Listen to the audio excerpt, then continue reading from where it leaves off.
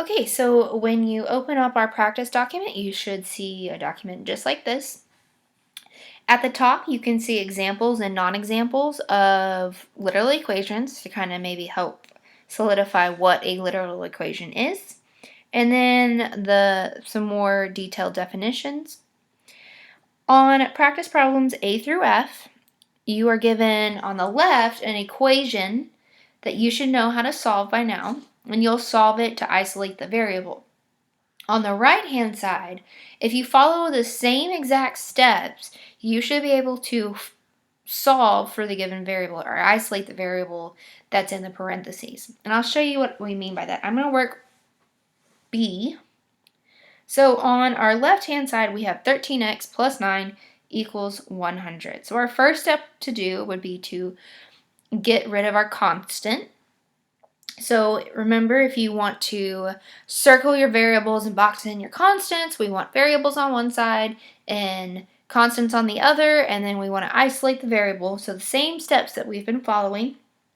So I'm going to subtract 9 because that's the opposite operation. That's what gets me to 0 for constants. So that's my 0 pair. Or that, I don't need to write that, but that cancels each other out. And what I do to one side, I have to do to the other. So 100 minus 9 is 91 equals 13x. So I can't add or subtract anymore, but I still need to get rid of, I need to get x by itself. So in order to do that, I've got to do the opposite operation of 13 multiplying x. So I'm going to divide 13 by both sides. 13 divided by 13 is 1, so that leaves me with x equals 91 divided by 13 is equal to 7.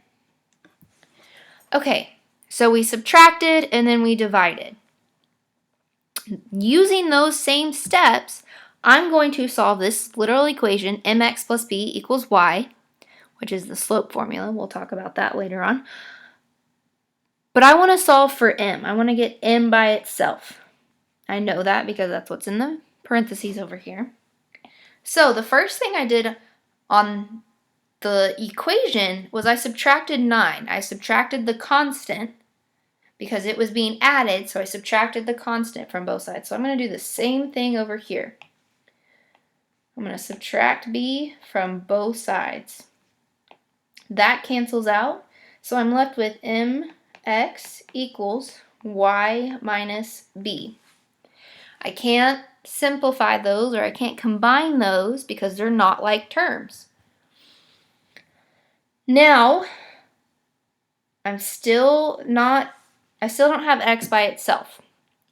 On the left-hand side, I divided next. So, looking at m times x, if I'm wanting to get m by itself, I need to get rid of the x. And if those two are being multiplied, I know I need to divide. So I'm going to divide by x on both sides. So my literal equation rearranged to solve for m is m equals y minus b over x. It could also be written as m equals y over x minus b over x. Either one of those answers is correct. They are saying the same thing. So we don't have anything to simplify because they're all just variables, so we can't combine them. So this is our answer.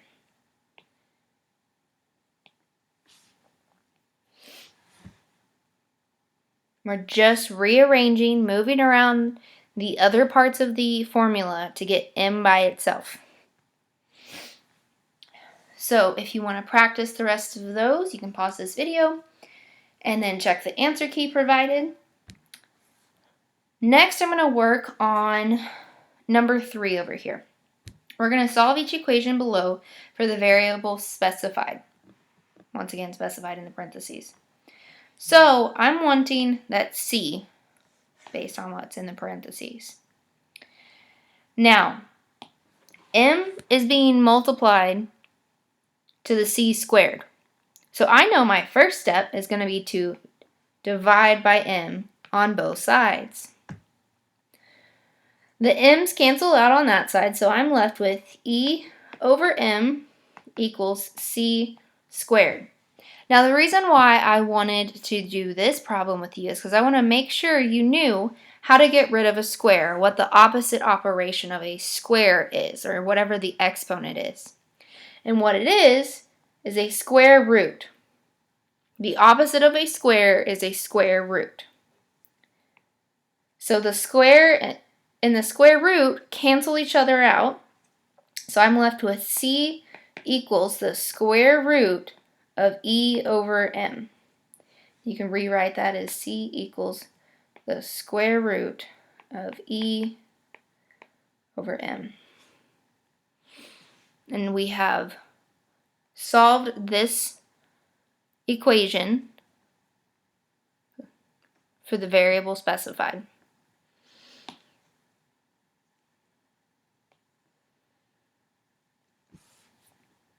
If you want to go ahead and pause this video and work on the other problems in this section, you are more than welcome.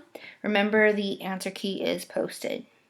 Next, I want to work on number 6. So these problems down here kind of show you why we are doing what we're doing. We have talked about perimeter before, and that's adding all the sides.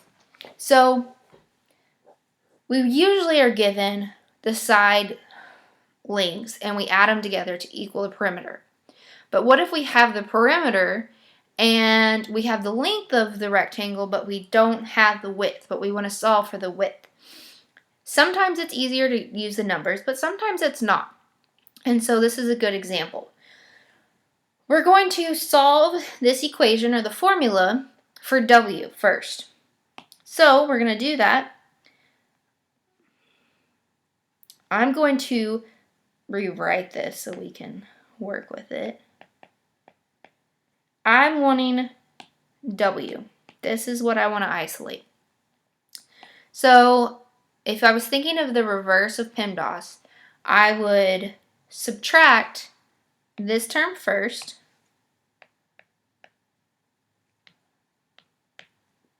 So P minus 2L equals 2W.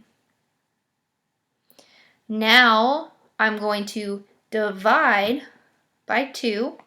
The 2 is multiplying the W, so I want to get rid of it. I'm going to divide by 2, and what I do to one side, I have to do to the other. Now, I could say P minus 2L over 2 equals W. P minus 2L over W, over 2 equals W.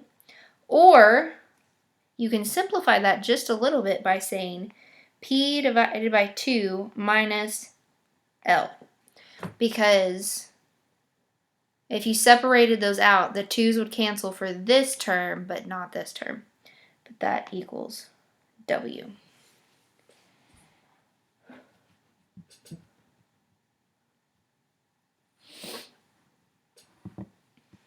Okay, so now that we've rearranged this formula, we're going to look at part B. Using your equation in A, find the width of a rectangle that has a perimeter of 244 inches, so that's our P, and a length of 59 inches, so that's our L.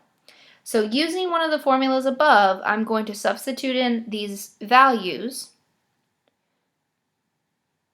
to find our W. I'm going to use the second equation that I wrote up there. So I'm going to say 244 divided by 2 minus 59 equals W. Actually, I'm going to move these over so I can do the work.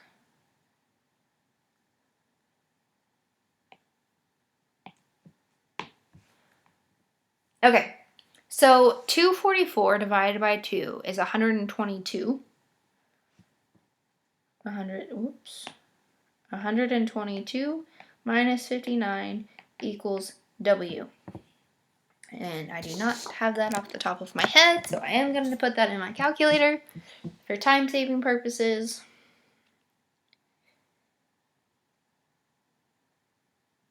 And I get an answer of 63. So W equals 63 inches.